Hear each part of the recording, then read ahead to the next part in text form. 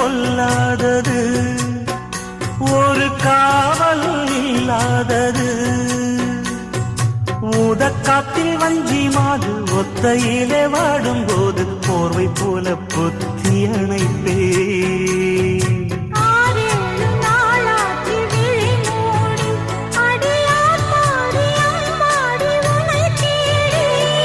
நீதானே மானே என் இளஞ்சோடி, உனை நீங்காது என்றும் என் உயிர் நாடி.